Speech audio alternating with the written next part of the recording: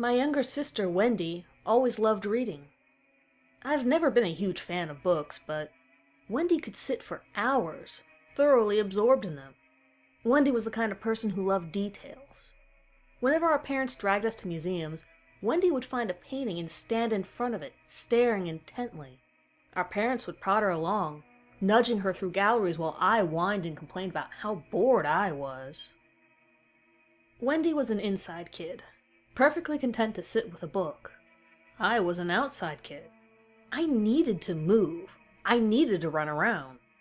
Sometimes I think that Wendy was so quiet and reserved because I had inherited all of the energy. So while Wendy sat with her books, I played as many different sports as I could. Despite our differences, Wendy and I still got along.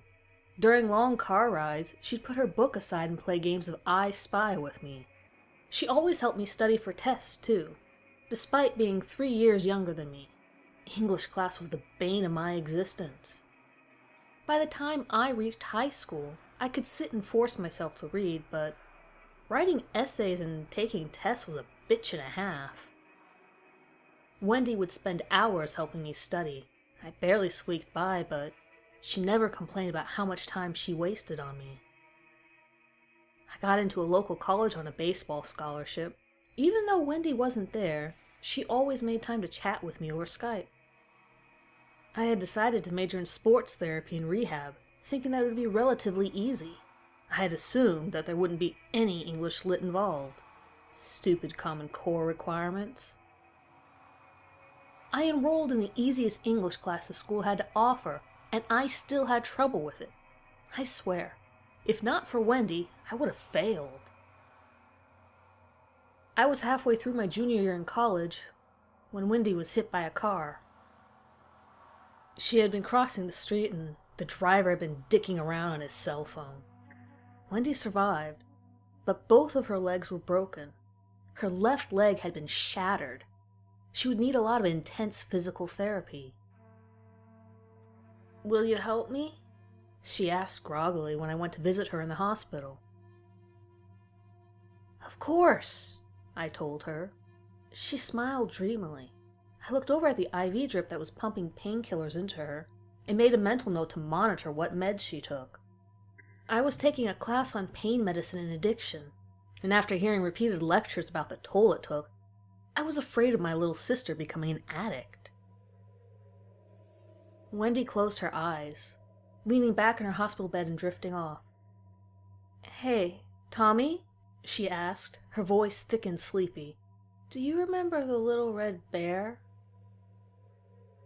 I paused, racking my brain. Wendy had had lots of stuffed animals when we were younger, but I didn't remember a red teddy bear. I almost woke her up to ask her about it, but decided not to.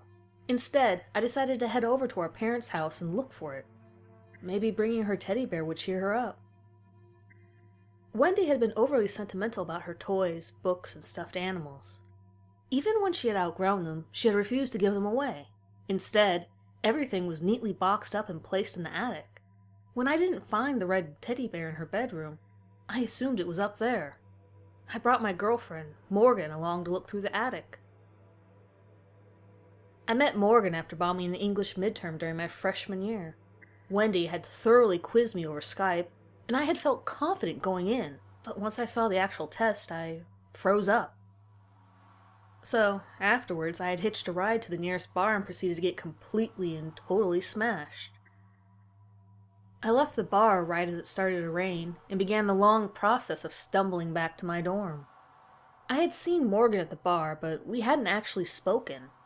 She was walking a few paces ahead of me, her black boots clunking heavily against the sidewalk. She stopped suddenly, and I nearly walked right into her. She was staring intently at a nearby parking lot, as if she had seen something. Without a word, she bolted towards it. Curious, I watched as she got down on her hands and knees and wriggled under one of the cars. I fought through the haze of alcohol and followed her. I looked down at her kicking legs. "Are you okay?" I slurred. I clumsily knelt beside her. The cold asphalt bit through my jeans and I winced. I reached for her, clumsily patting her side. "You should get up." There's a kitty! Morgan's response was equally slurred.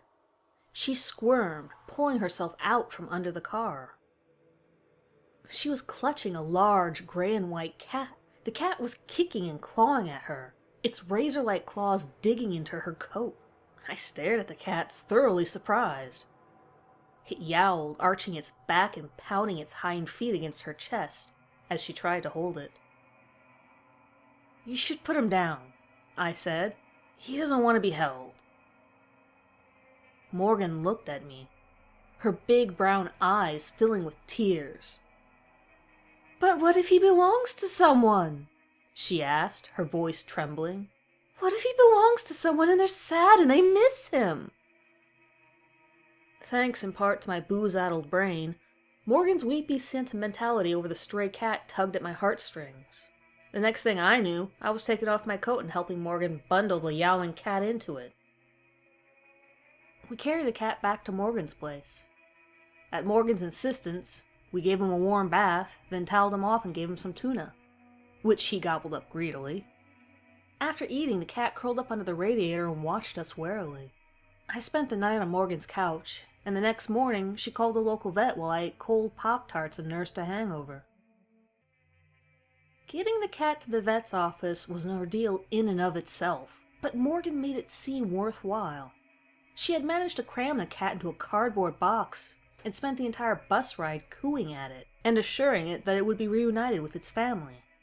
Watching her baby talk the crying cat made my heart melt. I had my doubts about finding the cat's original family, as it didn't have a collar or any ID tags.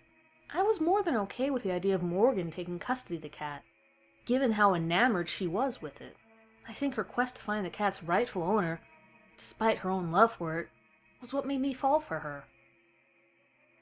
I was somewhat shocked and a little disappointed when we arrived at the vet's office, and found out that the cat had a microchip in it.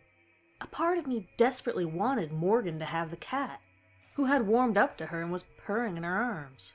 The vet got a hold of the cat's owners, and they arrived to retrieve their beloved wayward cat. After that, Morgan and I were practically inseparable. My parents didn't really like Morgan, but I figured that if she helped me find Wendy's teddy bear and cheer her up, that might generate some goodwill between them. Morgan was a high school dropout. The art program at my college allowed non-students to use their facilities for a small fee, and Morgan could usually be found in the art building welding something. She was a struggling artist through and through. Some of her sculptures had been displayed in local galleries and on campus, but no one had ever bought anything of hers. She liked to sculpt animals. Her work was a weird, delicate mix of realistic and abstract. Her best work was a sculpture of a hawk with its wings spread. It stood 2 feet tall and 5 feet wide. She had crafted each individual feather, pounding and hammering the strips of metal until each one contained a unique pattern of swirls and spirals. I remember looking at the hawk sculpture and knowing exactly how Wendy had felt every time we went to a museum as kids. There were so many fine details, I just couldn't stop staring. One of Morgan's friends wanted to put together an outdoor art gallery where sculptors could display their work. There was a Kickstarter in place, but it wasn't doing so well, and I knew that Morgan was depressed because of it. I wasn't really sure if rooting through my parents' attic and looking for my sister's lost red teddy bear would help, but I figured that it couldn't hurt. At the very least, it would take her mind off of the failing Kickstarter. Morgan and I went up to my parents' attic and went through all of Wendy's boxes. Morgan sifted through boxes filled with picture books that Wendy had adored, while I dug through the stuffed animals. 2 hours later, we still hadn't found the little red bear. "Maybe it's this Winnie the Pooh," said Morgan, holding up the soft yellow plush toy. "Maybe the red's his sweater." I shrugged. Even if it's not the little red bear, I'm sure Wendy will be happy to see it. Morgan and I went to the hospital the next day and placed Winnie the Pooh in Wendy's arms. "I couldn't find the little red bear," I said, "but I found Pooh Bear." Wendy took the teddy bear confusedly. "The little red bear wasn't a toy," she said. "It was a book." I looked over at Morgan, but she shook her head. "Sorry," she said. "I went through all the picture books. I didn't see it." Wendy hugged Pooh Bear. "It was a scary book," she said. "It gave me nightmares." She looked up at me. "Are you sure you don't remember it?" I bit my lower lip, concentrating. I could dimly remember something about a red bear in a green forest. I didn't remember anything scary, though, so I just shook my head. Later, when I got back to campus, I tried searching the internet for the little red bear, but nothing popped up. I forgot about it fairly quickly. Morgan quickly became wrapped up in a new art project and spent more and more time in the art building. I barely noticed. I had taken it upon myself to oversee Wendy's physical therapy and make sure she didn't wind up hooked on any painkillers. My grades were floundering, but I had a couple of understanding professors. One even said that I could document my sister's physical rehabilitation as a project in lieu of attending class. I hated the idea of using Wendy like that, but she practically insisted upon it. So I would visit her twice a week and film our sessions. Then I'd email them to my professor. Wendy's improvement was taking up the majority of my time, and I felt awful about ignoring Morgan. She didn't seem to notice, though. She had thrown herself into the new art project, and she barely seemed to notice that we weren't hanging out as often. Whenever she called me, it felt like a surprise, like she was calling out of the blue. Her friend's art gallery Kickstarter had improved, and it was starting to look like they'd get the funding for it after all. I was glad that Morgan had her art to distract her and keep her happy. I was finishing up some work with Wendy when Morgan called to tell me about her art project. "It's finally done," she said excitedly. "You've got to come and see it." "That's great," I said. Wendy gave a thumbs up as she slumped into her wheelchair. "How long have you been working on it?" "Almost a year," said Morgan. "But it's done. Come see it, and bring Wendy. I want her to see it too." So, that Saturday, I packed Wendy in her wheelchair into my car and drove out to the address Morgan gave me. It was the land that her friend wanted to purchase for the outdoor art gallery. "Have they actually bought the land yet?" asked Wendy, peering out the windows as I drove along the narrow dirt road. "I don't know," I said. "I don't think so." The road led through a thickly wooded area and it was bumpy. I started to regret bringing Wendy along as there was no way her wheelchair could navigate the terrain. I'd have to carry her. "Can she set up her art, legally?" I pulled into a clearing. Morgan was standing beside an enormous metal sculpture of a bear. It was huge, towering over her. It was up on its hind legs, its massive paws raking the air. Its mouth was open in a mighty roar and was wide and cavernous. I got out of the car slowly, unable to take my eyes off of it. The bear put Morgan's hawk to shame. It was so detailed. Its enormous round belly was covered in intricate swirling patterns. I stepped towards it, momentarily forgetting that Wendy was in the car. Autumn had come, and the trees behind the bear were blazing scarlet. The sun hit them and they glowed as if they were on fire. It looked like the bear was rising up against a forest fire. I was so busy staring up at the bear, I almost didn't notice what was on the ground in front of it. Morgan had smashed an antique musket and strewn the pieces on the ground in front of the bear. The grass was covered in slick red paint, and a human arm, partially clothed in a flannel sleeve, lay by the broken gun. I frowned. This addition cheapened the effect of the bear. The broken gun and the arm, something clearly purchased at one of those Halloween stores that always pop up in October, made the whole piece seem tacky and tawdry, like a ham-fisted statement about hunting. "What do you think?" asked Morgan, bouncing up and down excitedly. "It's great, babe," I said. But the arm... Oh, right! Morgan picked up the severed arm. It flopped awkwardly in her hands. She scrambled up the bear, climbing it like it was a jungle gym, and dropped the arm into the bear's open mouth. I heard a muffled thump as it landed in the bear's belly. I thought I saw her place something else in the bear's mouth before jumping down, but I was distracted by Wendy calling my name. "Tommy!" she yelled. "Tommy, come here!" I ran back to the car. "I don't think the wheelchair can make it," I said. "I can try to carry you if you want." My voice trailed off when I saw how pale she was. She was staring at the bear in wide-eyed terror. "It's the little red bear," she whispered. I looked over at the bear, puzzled. "No," I said. "That thing's huge." "Like in the book," said Wendy. She looked right at me. "The little red bear lived in the green forest until the day the hunters came. The little red bear couldn't hide, so he ran. He ran and ran until the leaves turned red. Once he was in the red forest, he stopped running, and the hunters couldn't find him. The hunters gave up and went home, but the little red bear stayed in the red forest. He stayed until he was big and strong. Then he went back to the green forest. When the hunters came back, the little red bear ate them all up, because he wasn't little anymore. He was the big red bear. The big red bear ate the hunters and made the green forest as red as he was." I suddenly remembered the book in vivid detail. I remembered pages and pages of exquisitely detailed illustrations of a bear tearing a man apart.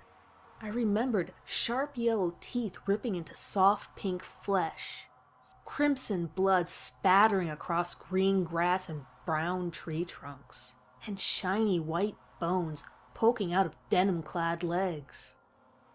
I remember how the book had both terrified and fascinated the two of us, how we would sneak glances down at the pages, as if looking too long would make the bear come to life.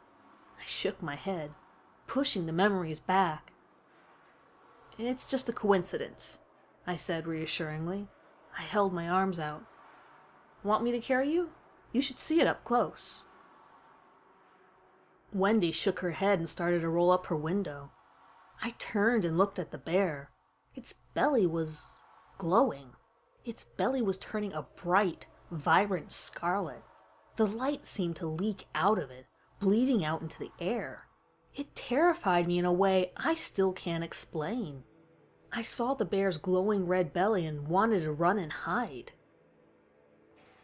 Thick, black smoke was pouring out of the bear's roaring mouth, making it look like a dragon. The bear's sharp metal teeth gleamed amid the dark, swirling clouds that escaped its jaws. As quickly as I had admired the bear, I found myself hating it.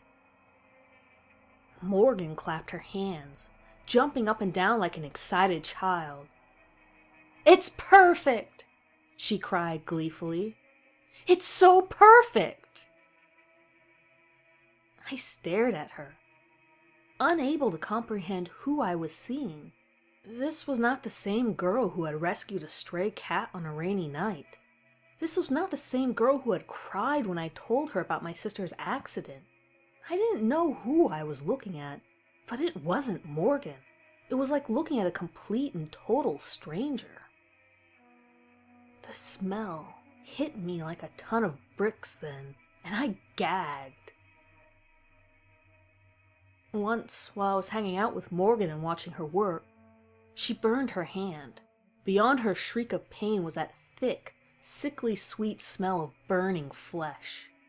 That smell was now pouring out of the bear's gaping maw. That arm hadn't come from a Halloween store. It had come from a person. A low, moaning sound escaped from the bear, as if it was bellowing in sorrow and pain. Wendy began to tap frantically on the window, shouting for me to get in the car. I climbed back into the car and drove off, leaving Morgan with her morbid masterpiece. I called the police and told them where she was. Wendy sat beside me, staring out the window as if in a trance. Later, I would learn that Morgan had found the little red bear in my parents' attic all those months ago. She had become obsessed with it. Her apartment was covered with pictures of bears that she had colored red. The police found human remains inside of Morgan's bear sculpture. It was the man who had hit Wendy. He had been placed under house arrest until a trial date could be set. Morgan had cut off his foot, removed his ankle tracking device, and brought him to the woods, where her sculpture was waiting. She had cut off his arms and legs before stuffing him into the bear and pouring gasoline down its metal throat. He had been alive when she tossed the lit match inside.